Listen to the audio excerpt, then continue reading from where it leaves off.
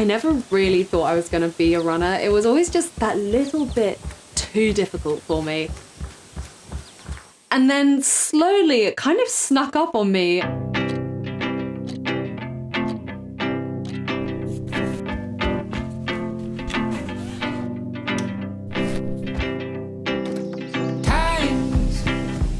Running is one of the only places that I genuinely feel completely calm.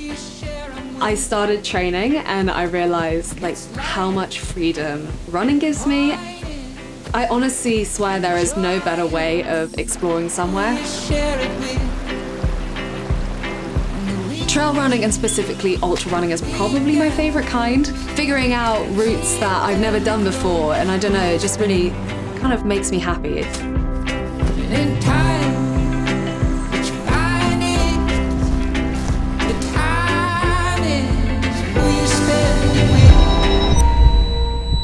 But let me take you back about a year and a half. I started really struggling with my running. I kind of just assumed that I wasn't training hard enough. And at the time I was training up for an 100-kilometer race across the Lake District. And so I trained harder and it got harder. What it felt like was that my heart was beating out of my chest. I'd never really experienced that before. And I went to the doctors. They said it was probably nothing. My heart was just beating harder than usual because I was training harder than usual. But as a runner, I think I know within 2 to 3 beats per minute what my heart is doing at any given time on a run.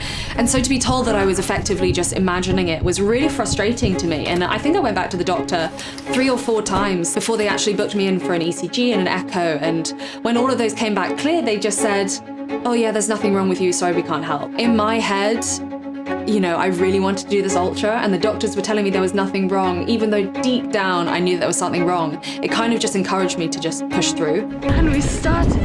Look at that view behind. The miles are ticking by very slowly because I'm going very slowly. My knees just off. That is unfortunately the death blow to my race. I was so motivated to keep pushing, and in doing so I just made myself worse and worse and worse until eventually I had to take some time out.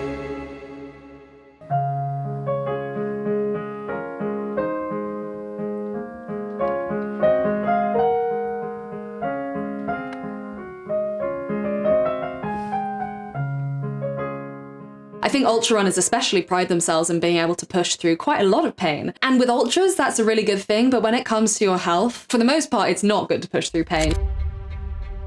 The 100K didn't go to plan, and then I had to start training for OCC, which is a 55-kilometer mountain race through the Alps from Switzerland to France. It was a race that I was really, really looking forward to. I'm gonna head to the start now, show you guys what it's all about. It was kind of scary to put myself on that start line, to be honest. I knew that I wasn't in peak fitness, but I'd been told time and time again that there was nothing up with me. Let's go! Check that view. Woo. Nearly 2.5 hours in. I do not feel good. 37K in. I can't believe I'm doing this. Oh my God. So I did the race and it was probably one of the proudest achievements of my life. And then 2 days later, I got diagnosed with something called Epstein-Barr virus. Epstein-Barr. Epstein-Barr virus. Epstein-Barr virus. 90% of the population has it, but for some reason, in some people, it causes long-lasting fatigue and various other effects. There's no medicine to cure it. For decades was unexplained. It really is underrepresented in the literature. It was really nice in a way to get a diagnosis, but also upsetting because I've been telling them for so long that there was definitely something wrong with me, and I can't help but feel like if I'd known that earlier, I wouldn't have done all these races. I wouldn't have pushed myself into such a hole. At that point, I was so deep in that it was a real struggle to come out the other side.